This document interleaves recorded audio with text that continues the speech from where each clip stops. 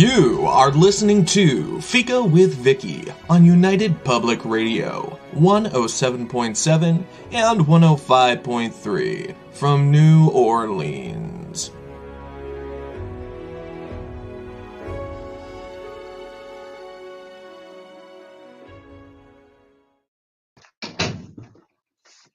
Hello, everyone, and welcome to Fika. Our guest today is Brian Greiner. And I started early again. I didn't mean to. It was an accident. Brian has run away. I read the clock wrong. I read the clock wrong. So we're just going to sit here and wait until it is time to start the show, Brian. And we'll start it officially. At 1. But at 1. So, okay. So we're on the air now? One person watching. We are on the air now. Oh, okay. Brian, well, because that's why I stepped away for a minute. Because, yeah, you slipped away. And why don't you say stop, Vicky? Stop. I can't believe this. Okay. So there's 2 people out there watching now.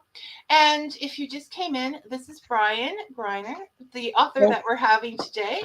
And I started accidentally early. It's a thing that happens. This is twice that it happened. And I just am not doing well. Okay, so Brian, I'm assuming that these are people that we know. Let's go to the comments and see. They're not making any comments. So, I don't even know. I don't want to start yet. Hey, Ryan, watched anything good on television lately? Read any good books? Fixed a good kitchen sink? You fixed a good... Yes, Ryan was telling me the tales of his kitchen sink fixing this morning, and I was telling him the tales of my washing machine sorrows. And that is what happens in the real life of people who do radio shows and podcasts and people who write books. They have plumbing problems. Life happens. To it. Life happens. Yep. So, oh my goodness. So we did the plumbing part, and we discussed Brian's wonderful decorating of his lair. It doesn't, there's been a few additions since I saw it last. Brian, do you want to tell us about what are the names of your creatures behind you? Well, the gargoyle is called Gar. He lives a full and exciting life. I'm quoting you as being a creative guy, and you called the gargoyle Gar? That's what he told me his name was. I can't be blamed for is what my characters call themselves.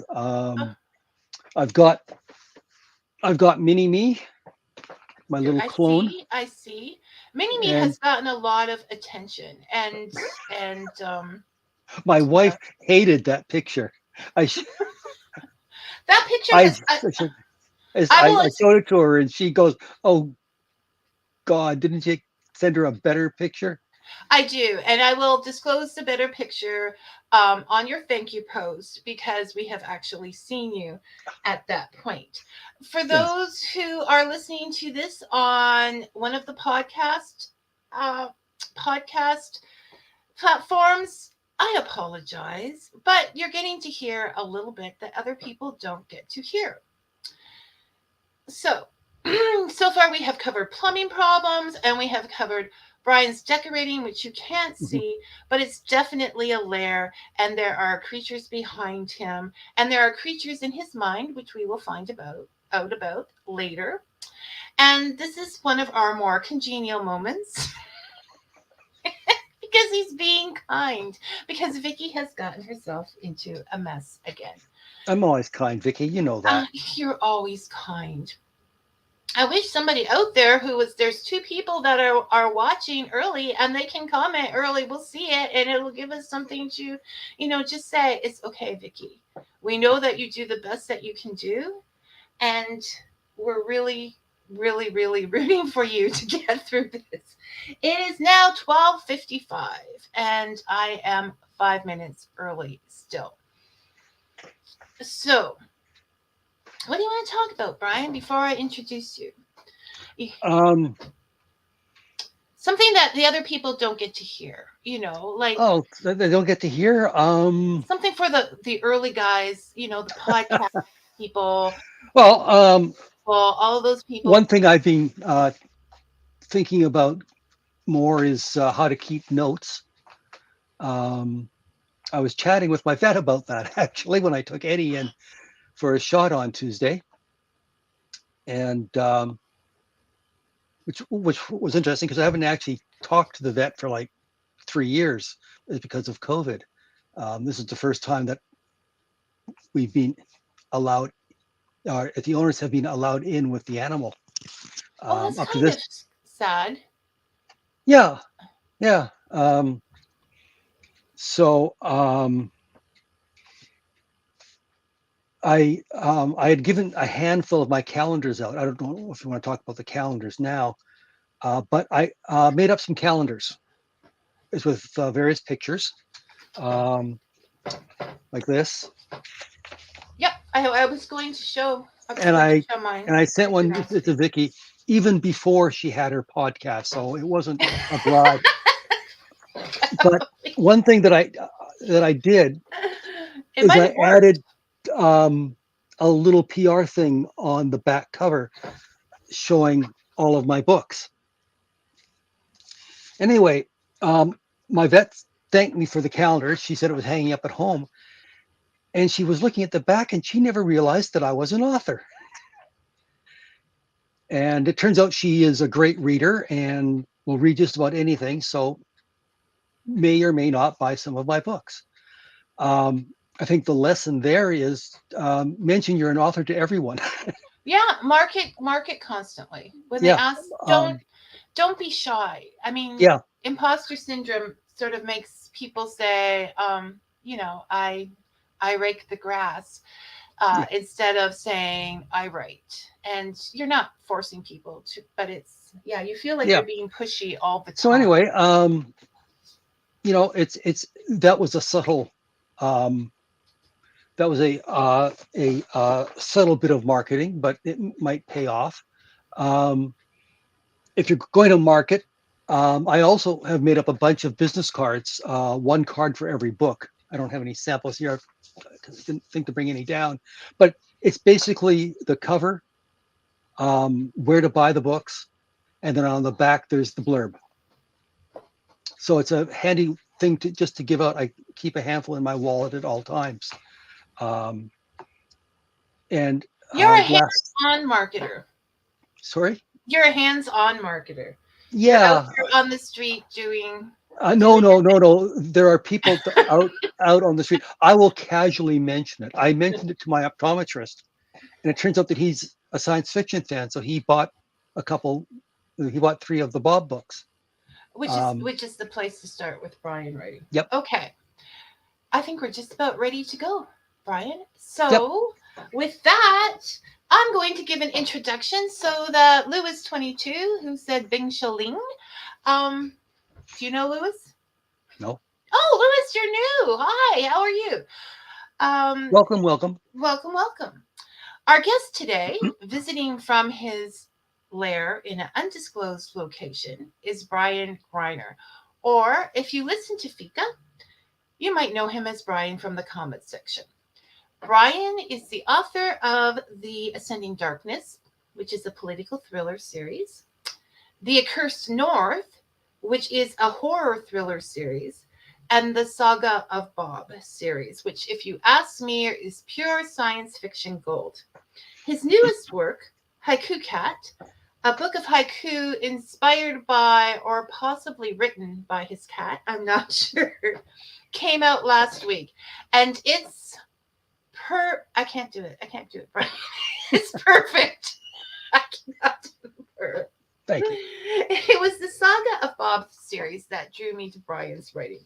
Bob is the kind of guy you want to have a chat with in a pub.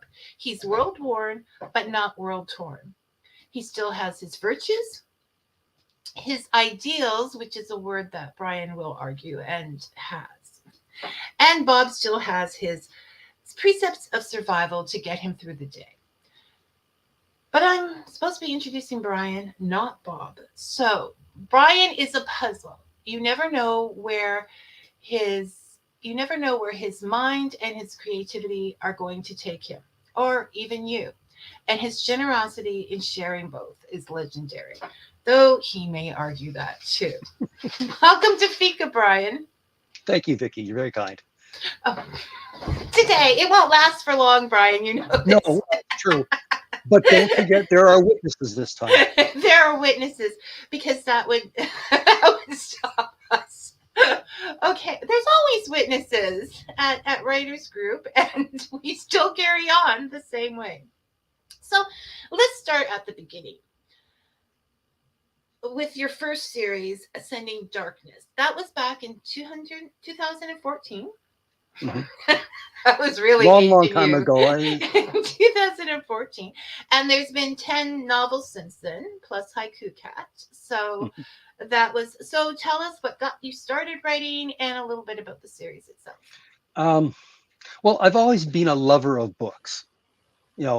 I've always collected books, many, many, many books throughout the years. And to me, books are magic. Libraries are sacred places. And but writing always seemed like something for a special elite.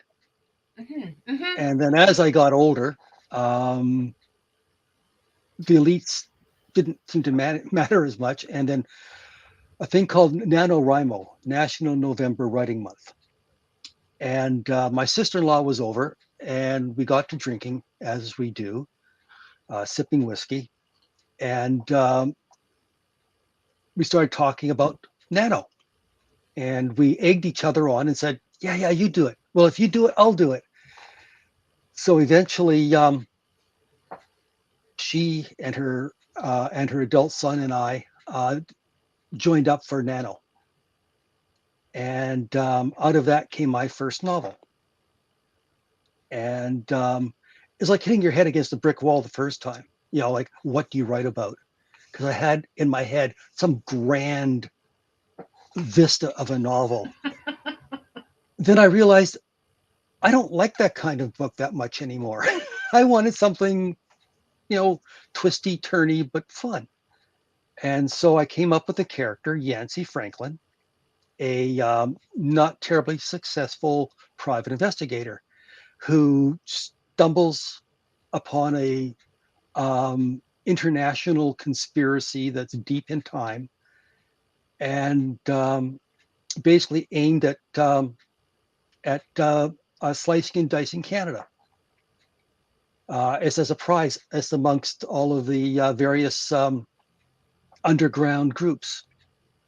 So here's this PI and his lifelong friend, and it's the two of them up against this big evil.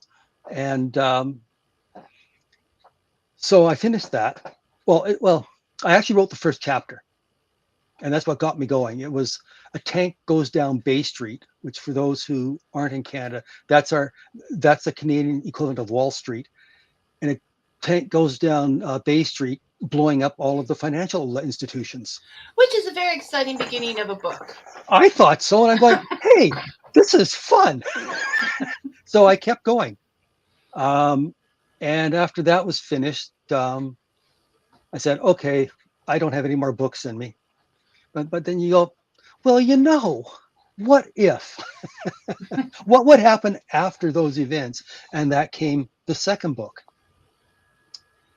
Then I took a pause from that, and then I decided to. As I was reading horror at the time, as I was going back and rereading Lovecraft and those types of things, and werewolves for whatever reason were big that year, and I'm going, oh, werewolves are dumb, werewolves are stupid, but there's a way to make them real. That's not fair to werewolves.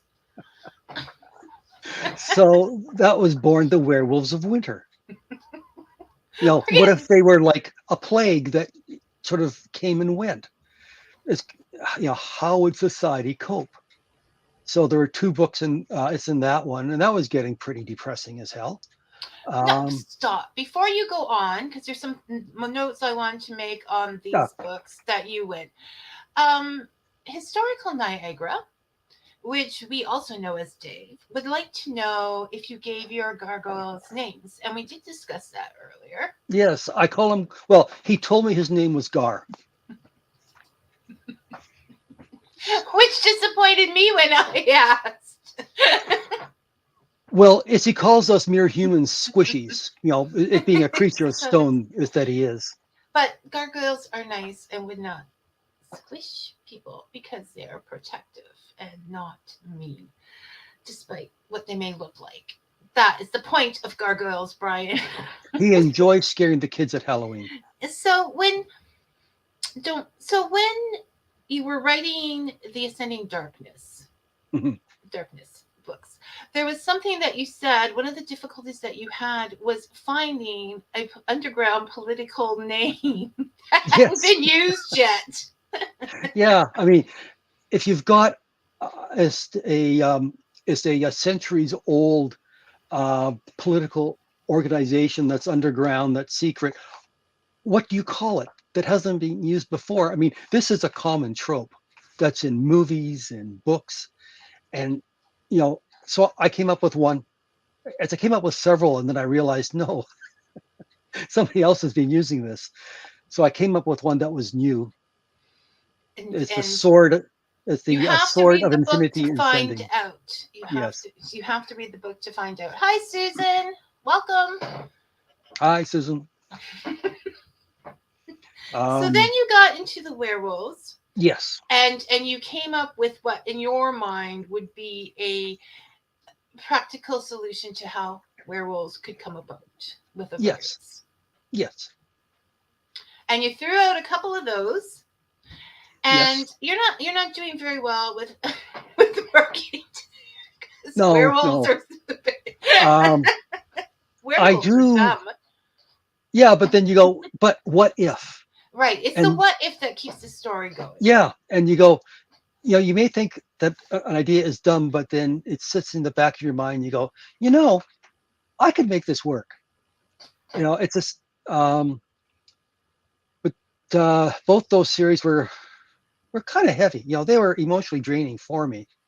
The werewolf one was supposed to be a standalone.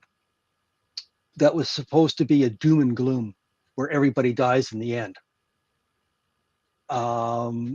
Very angsty book, but so I started writing that and go, I can't do this. I don't believe in that. I don't believe in a no-win scenario. Like Captain Kirk. Yeah. And you go, no, you can fight back, damn it. So I came up with ways. And one of my readers wrote back to me and said he had great time reading the book to his children. I thought it was not exactly a children's book, but he was fine with it. The kids were fine with it. And it started them talking and discussing. And to me, that's one of the highest compliments any reader can pay a writer, is it got them thinking and talking.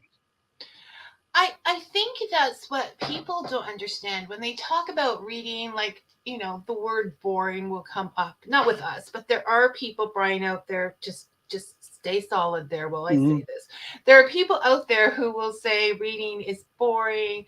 You're by yourself, and this is not true. There is nothing more animated than people getting together and discussing a book. Like, look at us. And so for an author to have their book discussed, that somebody delved into it that much is the highest compliment. Yeah, I think. It is really. But I was thinking about you and I as we're talking about Bob and the various meanings in it. It's the other day, and okay, you're jumping ahead. No. Kind of, maybe. But it occurred to me that books can be a mirror of the reader's inner self. um, so that they will see things that the writer may not necessarily have seen or thought terribly important. But that's the joy of being a writer, is you discover things about yourself and your thinking, but then it's also how people view it from their own perspectives. And that's I wouldn't say it's a slap across the head, but it's A really, wake up call? yeah, it kind of it kind of set me back on my heels going, really? And when you think about it, they're paying you a compliment. I must set you back on your heels a lot, Brian. Yeah, yeah. But I've learned to take that with as with a grain of salt. But um, but it's really nifty. It's one of the It's nicest parts of being a writer, is to hear feedback from people. the echoes. We'll call those the echoes. The feedback Well, is they're not necessarily echoes. your voice goes out. I know that echoes traditionally mean they say the same thing back. Yeah, Okay. But we'll just pretend it doesn't. Just for this, Brian, give me this, okay? And we'll say you spoke out into the world and the world sent you back an echo. But yeah. it was from their perspective. It is because Whispers in the darkness. whispers in the darkness. Okay, we'll be dramatic.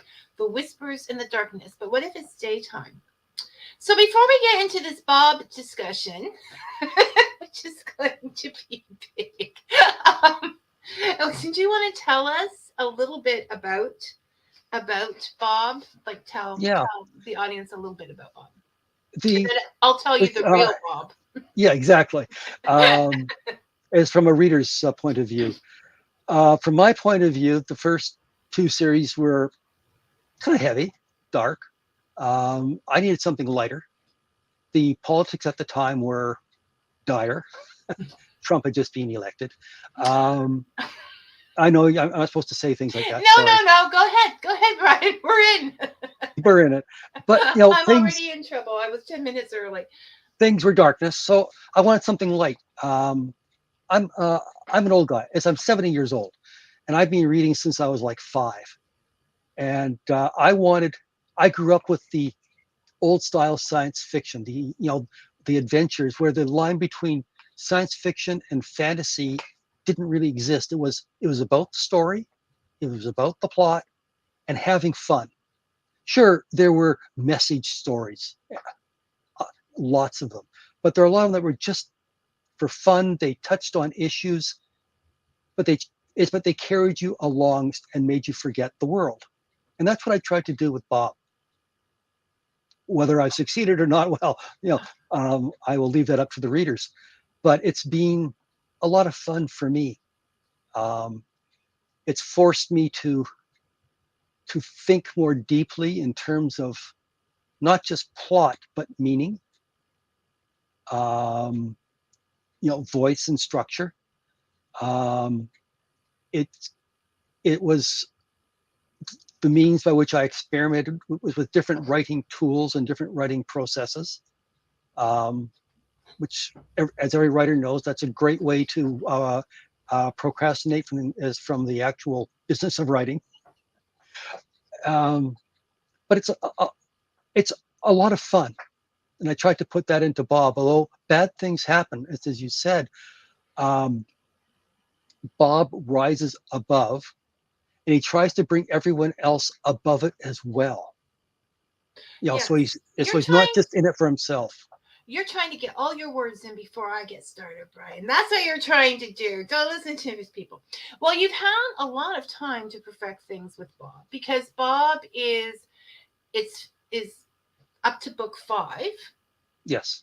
and they're not little people. They're not little people. They're little people inside the books, but they're not little books people. Okay, there are. I started reading Bob number 5 because I wanted to read it right before the show, and I didn't estimate my time, so I haven't quite finished Bob number 5 for this show.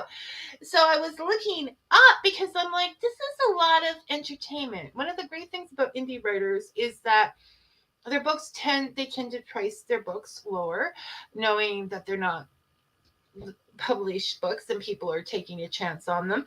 And so you can get all 5 books with the set and the last book for $14 on Amazon American. Yeah, I did do a compilation of books 1 through 4. And that was $9.99. Yes. So. And then this new book is $4. $4 American. Right. $5 So Canadian. $14 American. Those are facts. Yes. Sorry, I just. No, you were checking your head. It's okay. You wanted it. So this is a lot of entertainment for $14 in this day's world. Just throwing it out there, guys. Probably this much shelf space in paperbacks. Yes, for like half the bookshelf in paperbacks. So yes, that is on Kindle. The paperbacks are, of course, more. But then you get to have the Bob story forever and ever. And where was I going with? Okay, so you've had a lot of time to perfect this, and a lot of books to perfect this and like it. And you wouldn't have gotten that far if you weren't having fun writing Bob. Yeah, it's true. He is. Now, what I liked about him, what drew me to Bob in the very first place, is that his name was Bob. It wasn't.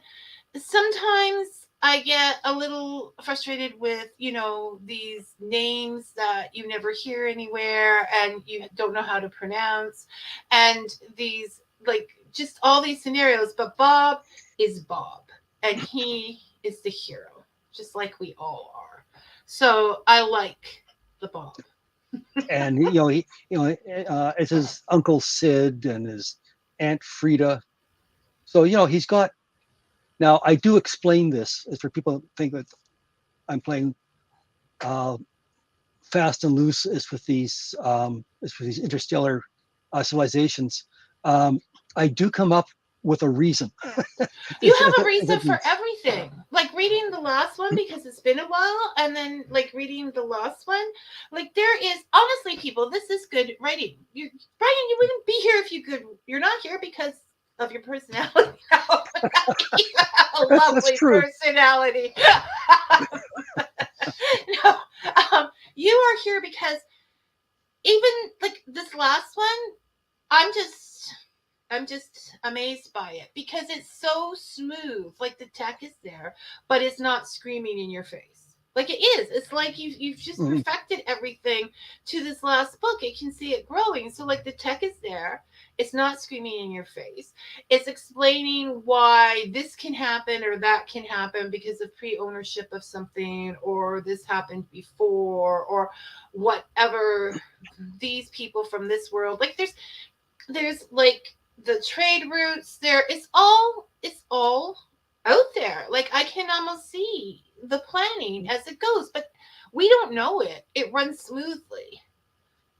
I have a bit of advantage in that I'm building on existing science fiction tropes that have been around for 80 years. So I just have to mention it, and with a brief sketch, and people go, well, oh yeah, I know what he means by that. So there is that. It's not like I'm, building it from scratch. Yeah, but nobody is anymore. It's all been done. What you need to do is take your original voice and your original thoughts and make it your own. And you did. Yeah. Thank you. Yes. So that is the thing. Now we are going to come back. So that's what Bob is. And Bob grows, just to let you know, Bob grows through this series, through all of these things, until at the end, like all of us, he's got almost grown children and a wife, and they have complications, and that's it. I'm not giving spoilers, but that's a normal life. So I don't think that's a spoiler. So now we get to the discussion, Brian. The other thing that I think people should be aware of is that in the first 2 books, Bob has powers almost like a god. His civilization has augmented the human form tremendously. And then he loses all of that and he becomes human, just a regular human. Yeah. And for him, what a lot of the people around him don't realize is how much he's lost. His senses have been cut back to a fraction of what they were. Discussion. You're cheating. mean? Of course. I'm a writer. That's what I do, Vicky. You're plotting out this discussion. You're And despicable. well, yeah, there is that. Um, but the rest of the series is how he copes with being only human, and the answer is mostly okay-ish. I He has his moments where he does very well, and he has moments where his head Are is you going basically to give slammed away against the the brick entire? wall. We need to learn to discuss these things without giving away the book, Brian, to prove us. So we're No, gonna. that's What not giving anything away. I was going to start. First of all, I was going to say that you did mention that I kind of. It was kind of interesting how I really got into the characters and tried to figure them out. Mhm. What I heard was it was really weird, Vicky, that you No, no. you said interesting. I No, have no, no. thought I about was it more, and you are correct. It is the writer's responsibility ends when the book is put out there, and whatever the readers deign to share is perfectly correct and legitimate. And I had forgotten that. oh Here it is in public, people. my I gosh. Okay, will I'm apologize to Vicky. I'm speechless.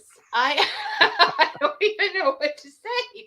But I wasn't even going to go there. I was going to talk about, like, first of all, I want to know, if you're out there, you can go on Facebook on Fika with Vicky. You can comment underneath this on the YouTube channel or any of the platforms, I'm sure. How into your characters do you get? Like, is it just me, or does everybody, or at least one other person, get into their characters' motivations? I think it's motivations and understanding why they do what they do. But I looked up, we were discussing the moral of the story, which means the lesson the story teaches us about how to behave in the world, right? The moral of the story. I'm big on the moral of the story. I need to have growth. I need to know what this character is telling me, because I've always thought of books as templates. Not that we are godlike, or that well, most of us are bright, but we are godlike or any of these things, but we have things in our lives that happen that could go with that. So I think that, I get into Bob because I want to know his motivations for these things happening, and there's a lot of reflection in the real world to the Bob character and things that have happened, and you don't understand the moral until you understand the motivation.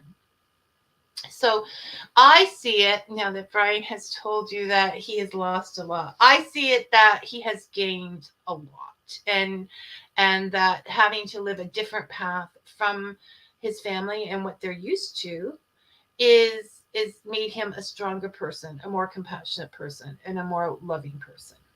And he had, that dysfunctional family that, okay, say for example, all right, he and I've got an example here.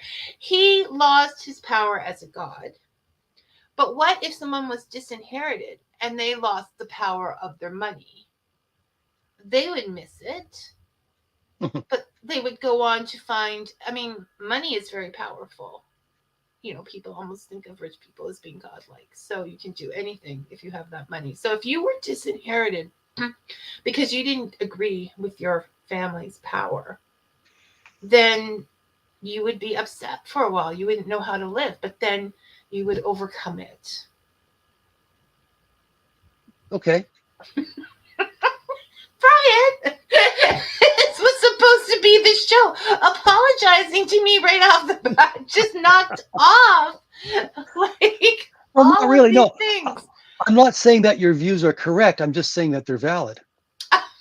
You said they were correct. I have it on tape. This is being recorded. You said you are correct, Vicky.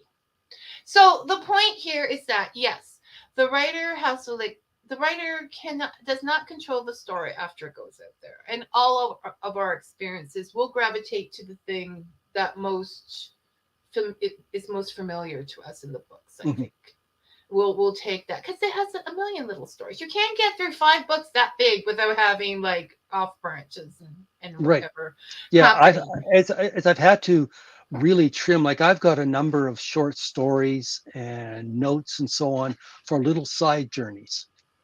One of the things I'm looking at for book 6 is to include a number of the little short stories, and they are short stories, shorts, um, that investigate some of Bob's early days, which I throw away with a sentence or two in a book, but were so interesting that I had to write a little story to explain to myself um, that aspect.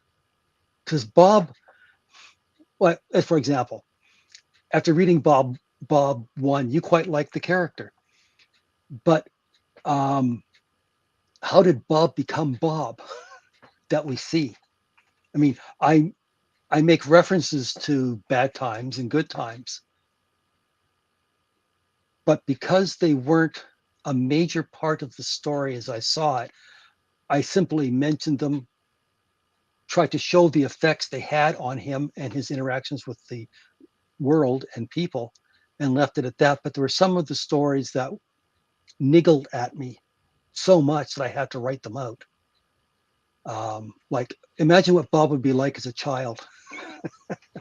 No, For but people that haven't read the stories, he is he's a very annoying man you sometimes. He's can't. very headstrong. So He, can you imagine something like that being a child? but you he but he has to be. I mean, we all have to be headstrong from time to time, Brian. You're being Yes, too judgmental. Um, I'm a writer. no, you have, and this is what I think when you do that, when you say, okay, what was he like for a child? Even if that backstory, what you said is, okay, book 6, Brian has said, is the last book in this series. Yep. And we don't know when it's coming out yet. Um, but it's there and it's being worked on. Okay. And you have a lot of time to read books 1 to 5, and you're going to need okay, Brian. See if you agree with this. All of the backstory, whether it turns out up in the book or not, contributes to the book Oh, because it yes. helps you to solidify the motivation of the character. Yes. But what you're saying is book 6 is going to be the finale book, and it's going to sort of cap off all the little stories and niches It that caps people may off have. the major arc as I saw it. Bob started out as a one-time standalone book. And then I realized, well, what if? And that what if niggle was very strong.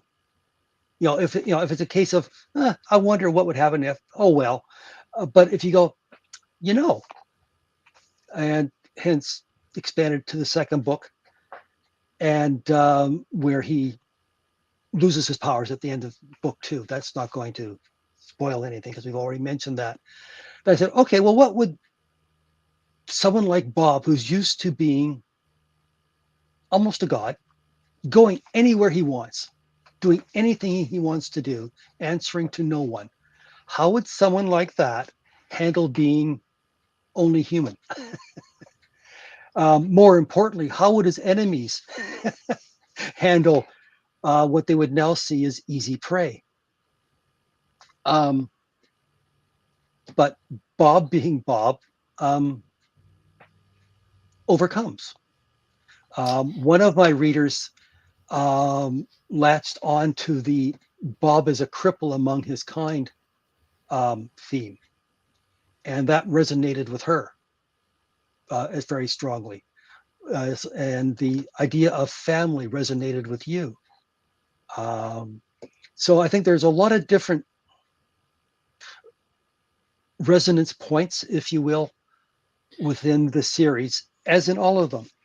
But book 4 ended with Bob being married with children.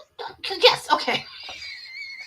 And book 5 came out because I started thinking, what sort of parent would Bob be?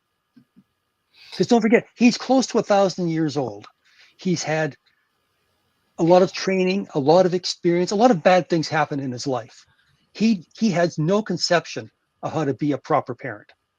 And he doesn't Uh, even know the Baby Shark song. No, exactly. I think the older you get, the more difficult. I'm not saying people don't make good parents when they're older. I mean, that's not what I'm saying. I'm saying the more difficult it is to be innocent about the whole thing. You've seen things happen. You know Mm. what can happen, and so that is on your mind always. You know, you can't close Mhm. your eyes like when you're in your when you're younger. And you do get a little further away from that the younger lifestyle. Mm. Not that Baby Shark. I guess Baby Shark is a lifestyle, but and I don't even know if Baby Shark is in anymore because I don't have little ones.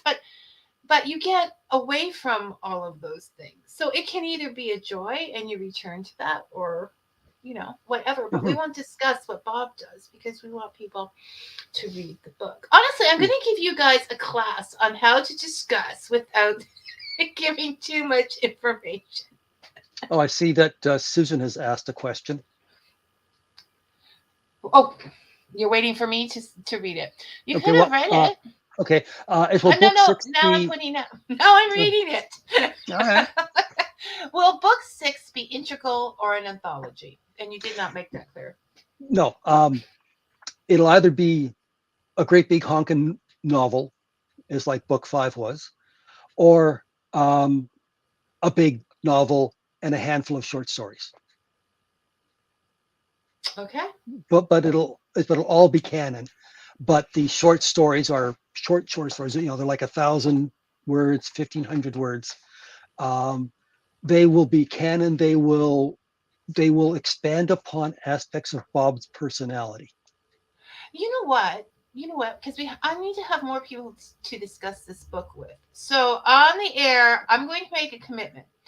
If enough people read this book and contact me, I will have an online book club, and Brian will come and we'll hear all the perspectives on on Bob. But I don't foresee that happening for like a year because there's like 5 big books to read before we can do Read faster, read faster. it. So go out there and get those Bob books. Because so I'm going to add. Okay, so if it's One more thing I of a will add about it's about the Bob series. Um, in my formative years, many decades ago, there was a thing called the Ace Double, and that was put up by a company called Ace, and it was a pair of books.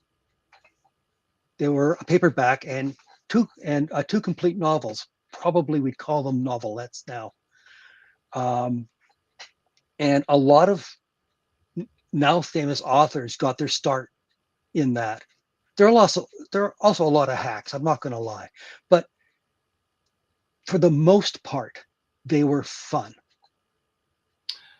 no. and that was what I am aiming for with Bob. Something of the better quality ace doubles.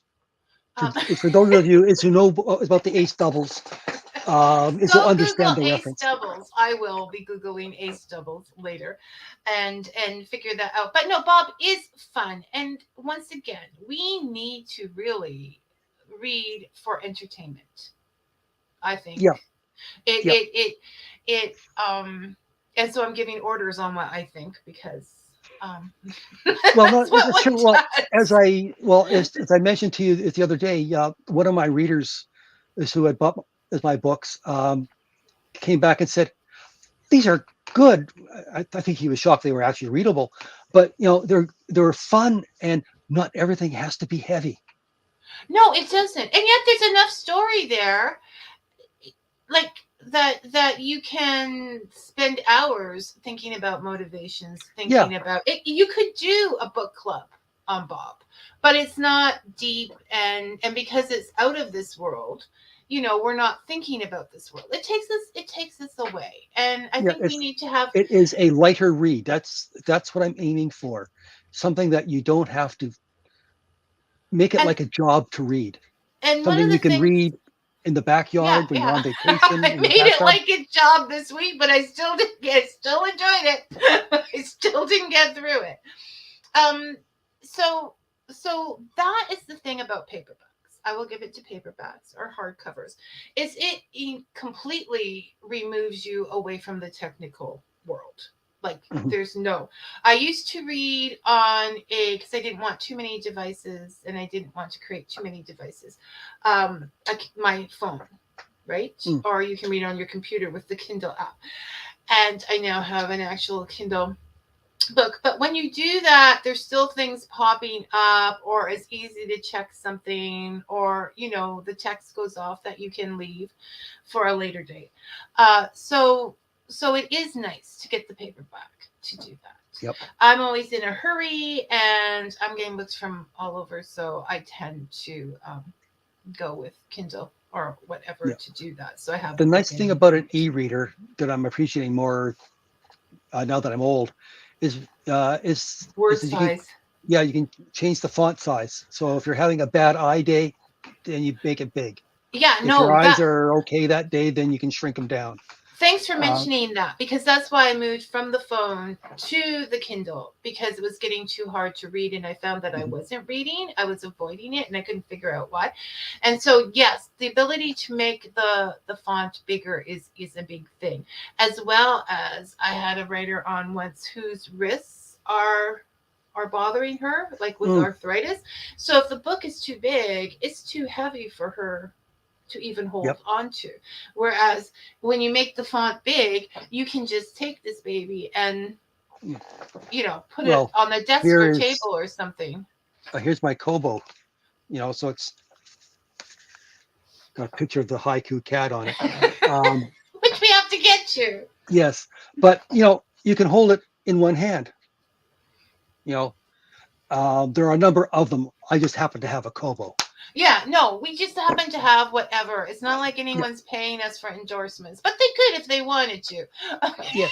I can switch to Kobo. Brian can switch to Kindle. If the bucks are good enough, we'll do it. Okay, so let's move on to Haiku Cat. So Brian, because I don't even know where Brian. What is a haiku? There's the beautiful Eddie on the cover of Haiku Cat. Haiku is a Japanese poetry form um, where the syllable count, you have 3 lines. The first line is 5 syllables, second line is 7, third line is 5 syllables. Um, Traditionally, the object is to be a philosophical insight into something or other. Um, I started doing haikus a few years ago just for fun, and I found that I really liked it. So I would scroll these down, tweet them out. Like every cat owner, I take a zillion pictures of my cats, and I would attach a haiku to it. And The picture is not the cat's, people. yeah, although there were times I would have gladly sent out the cats. Um, that's also something that every cat owner can understand. But especially when the vet bills come due. So yeah, it's just one of those things. You and I were talking about this the other day, and it's the forcing you to think in a specific rhythm and cadence. It's it's it's it's a discipline, um, which is really nice for a writer. It's like a tool to get your mind warmed up, like you might shake out your hands as part of starting. But this shakes out the mind. It forces you to think clearly and crisply. You have to crispen up your language. Um, and sometimes that's not enough. So you have to play with words and play with ideas in different ways that you wouldn't. And that's the joy of the haiku, I think. Um, but it's also interesting. I'm not entirely sure where they all come from. I'll say, okay, here's a picture of a cat, and you go, what's he trying to tell me? Sometimes it's really screamingly obvious, but other times, if you're feeling particularly fluffy, you say, well, what if, what would the cat be sneering at you about this time? Is the food bowl empty when you can see like it's a half a square centimeter instead of the bowl at the bottom, the rest covered by food, which I do go into in the book. Or sunbeams, just a look of pure bliss on their face when they're stretched out in a sunbeam, what's going through their furry little alien minds.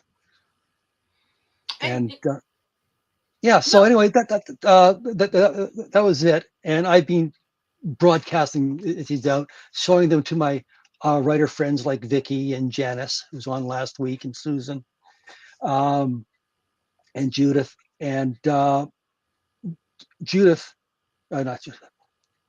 Janice came up with the idea to say, Brian, you really should put all these into a book.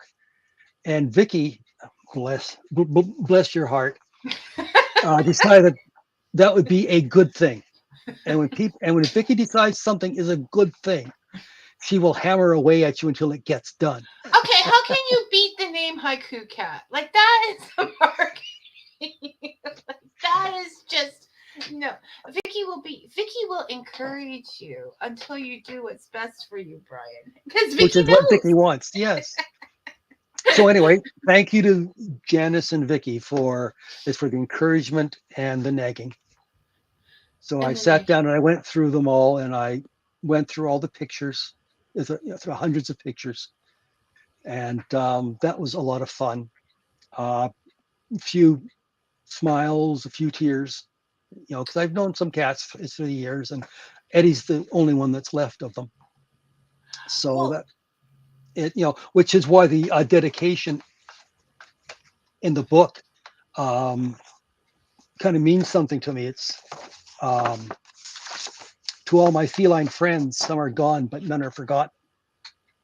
So this is the book that totally describes a bittersweet story. It is no, but I mean, not for so much you, bittersweet. the writing of the not bitter, okay, sad and sweet. Yeah, the writing of it had moments of joy and moments of I had to brush away a tear, but that's the life of a writer.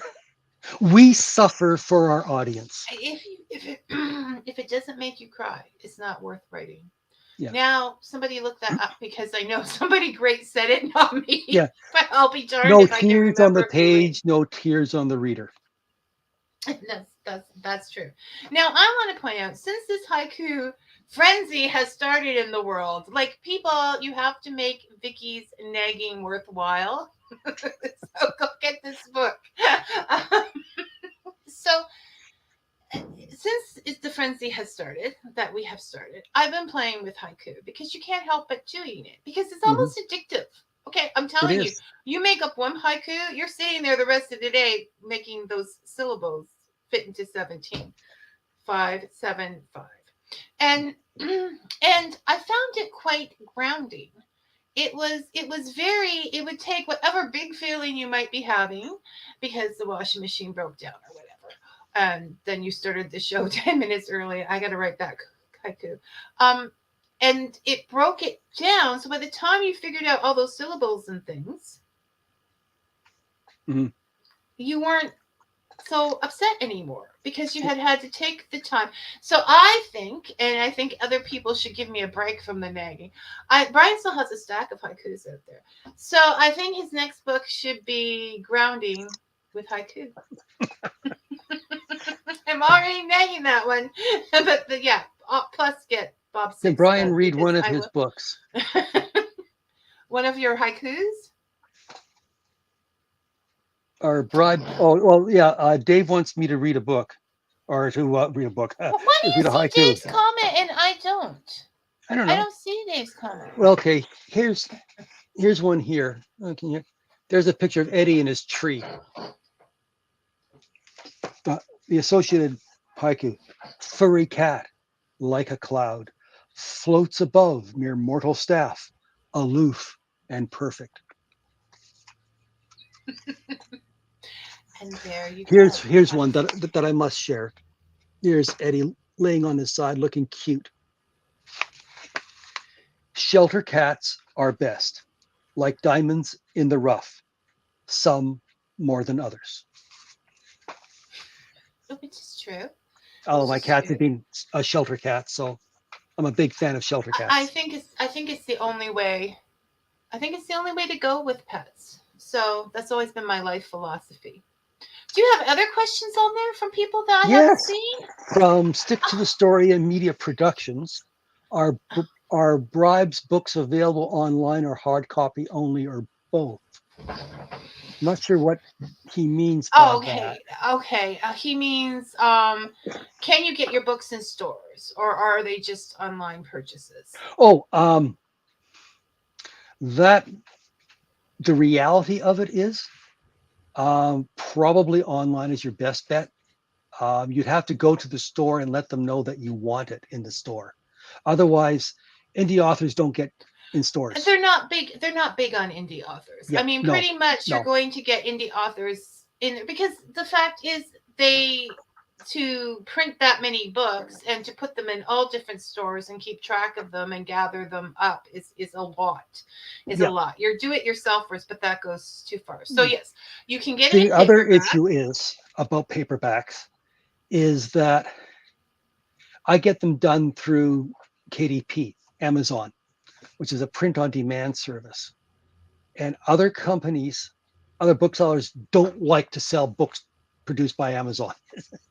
Yeah, it's It's amazing how many different um, places have you like can do it. jealousies like that. Yeah. But Well, but it's not you just but that, but you you the can do it. purchaser, Brian, Yeah. Sorry. Go ahead. purchaser can get the purchaser themselves can get us a paperback on Amazon, Kobo, Barnes and Nobles, all of them. You're on all Yeah. of them, right? Yeah. So Yeah. if you go to any of them, you will find just put in Brian Greiner, Haiku Cat, or whatever, and you will find them there. Because Brian, we have 10 minutes left. 12. Yes. Okay.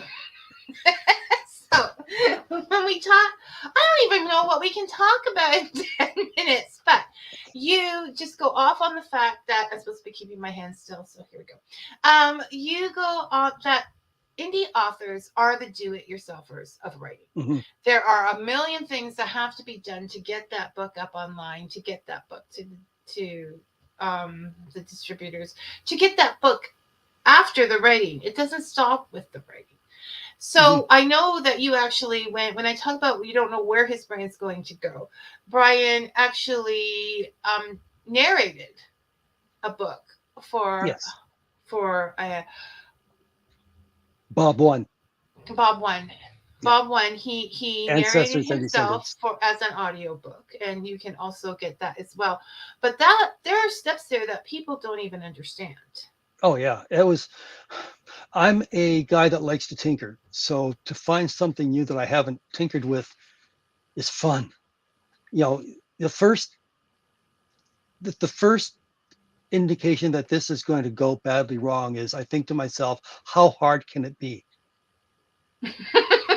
And that's Those like are the fatal words, are they they? are the people. I should know better, but I'm only a man, um, and I'm used to running straight into brick walls, and I do that, and it's fun.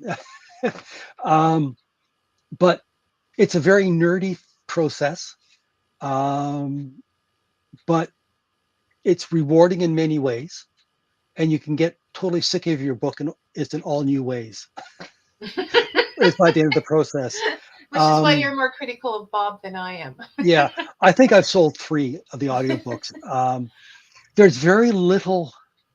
One of the things I dislike about the audiobook process is you tend to be limited in the price you can set for it, more so than books, and it's bad enough with books. Um, so I think it's a bit pricey, but what do I know? It's it's like the paperbacks. Um, I said it, whatever form people buy my books, I get the same royalty. is within a few pennies. I don't ask for much, but I ask for some.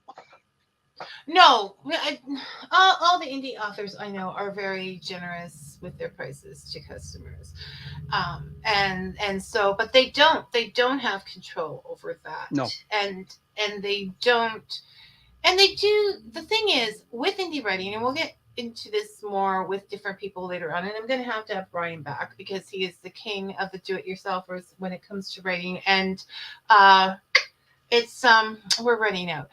But I know there's 9 minutes left, but that's not very much when you're talking to Brian. No.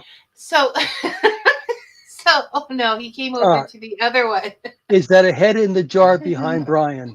No, that is my evil clone inside a helmet that I made. But he does have some of his heads in. You've put them in Yes. baubles and bottles. What I did for a Christmas gift is I took that same image, made it small, and put it inside a transparent globe, and I sent it to some former coworkers. So that So they that actually. yeah, so that they could always have me with them. Okay. So Now, as far as do-it-yourselfers, one of the things about the audiobook is to see what the process was. Well, you can joke about how hard can it be, but until you've done it, you don't know the process. So you don't know what questions to ask. So if you ever go out to have to it done by contract someone them. else, Yeah. yeah, at least you are speaking from some knowledge and experience about what it is. Like with editing, I'm a big fan of edit yourself, learn how to do it. It's hard. It really is. That's why there are professional editors. But if, as an author, you can tweak it pretty well, that means your editor is going to have an easier time of it. And that means they're going to charge you less money. But you'll also know what type of editor you need and what each type of editor should be bringing to your book. And it's your Well, book in the yeah. end. No. Yes, sir. Not gonna touch that.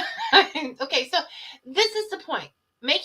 Creating a book as an indie author is like building a house. So you have to decide what jobs you want to do and what ones you want to contract out. Mhm. And when you've tried to do them yourself, you're more understanding of why the prices are the way they are, making it easier for you to work with one of those contractors, whether it is a uh, cover artist or an editor or an audio reader or any of the above. But the point is that most indie authors are retired, are just people writing a book. So they don't always have that money themselves.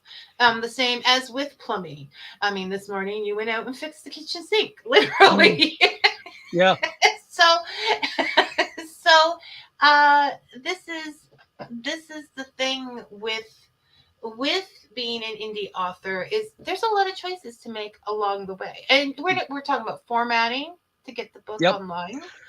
But it's part of the magic of books for me, Yeah, is that no producing a finished book, you've got to write, you've got to edit, you've got to format. look at fonts. You have to look at ebook versus paperback, and there's different ways that each are done. Um, within ebook, there are two different formats, EPUB 2 and EPUB 3, as I found out when I did Haiku Cat. um, and there are some issues which aren't easily fixed, but I figured out how to do it, so I can do it now. So it's for someone like me, it's fun. Yeah, it depends on the person, but most importantly, I think we're not looking here. Most authors are not looking to be the next great, writer.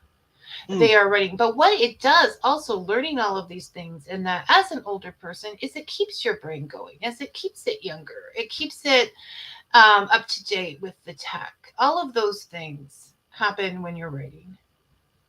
Yes, and it helps to keep your vocabulary of curse words current and fluent.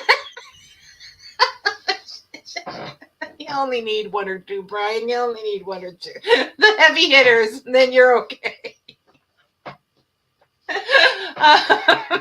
Yes, we've had those discussions too. But no, it does. It's what if Brian? Would you ever? You would stop writing when you're ready to stop writing, but not before. Oh heavens, yes. I have no the the only thing keeping me going are the voices inside my head. The ones in the bottle. That's why Yeah. you have to put your head in the bottle to drown them Yeah. out from time. Well, the other thing is about the head is in the bottle is I came up with a user manual that I sent along is with the gifts. And I said that, part of the thing was to create a psychic link between it's a BRIAN, which was the head in the bottle, and the original Brian is for people to send the original Brian whiskey is to help keep the psychic link going. That's one way of doing it. I haven't heard of that way Yeah. of doing it before, but that's definitely a way of doing it. Okay, Brian. This has been fun. Well, we still have 2 minutes. We still have 2 minutes, and I have to do my ending. But this 2 minutes is so hard because we can't introduce a new conversation. Our Brian in the bottle has come down to sharing whiskey for psychic connections. So I'm not sure there's much more we can do with that. I did. Okay. You know what? I did. Stay active, stay curious, and write. Even if you've never written before, I encourage everyone to try it. Well, it gets a lot out there, and then it's not stuck inside you. So then that can Yeah. open up your mind for new things. And like we said, writing haikus is grounding. Any kind of Mhm. writing is grounding, and it brings the problems of the day to a shore. It gives you a place to go, something you can say to people when they're annoying you with plans you don't want to attend. I'm sorry, I have to write. Mhm. Right? I have to get Bob out there. The readers are bugging me. Vicky is nagging me. Janice is nagging me. Everybody's nagging. Be careful what you ask for. So, you want book sales? We'll give you book sales. I now want to see Haiku Cat on t-shirts, mugs,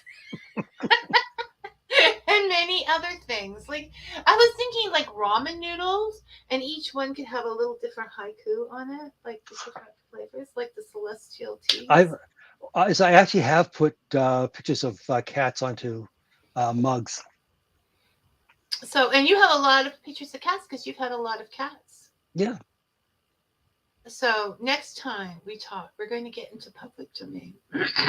We're going to stay more focused, Brian. And you're not going to throw off my arguments by telling me I'm correct before the show even starts. And we will start on time. I That was a very apologize Bob for that. tactic. That's a very Bob tactic. Yes, but somehow I like him. So I'm going to say thank you, Brian. I'm going to see you in a couple minutes at Writers Group anyway. Yep. So I won't really say goodbye, but thank you for coming, and we'll have to do this again. It was Yes. fun. Yeah, it was fun. Okay, take care. Bye, everyone. Okay, next week, Brian is always fun. Next week, our guest is going to be Mark Ryan. Mark is a actor, author, singer, and action director.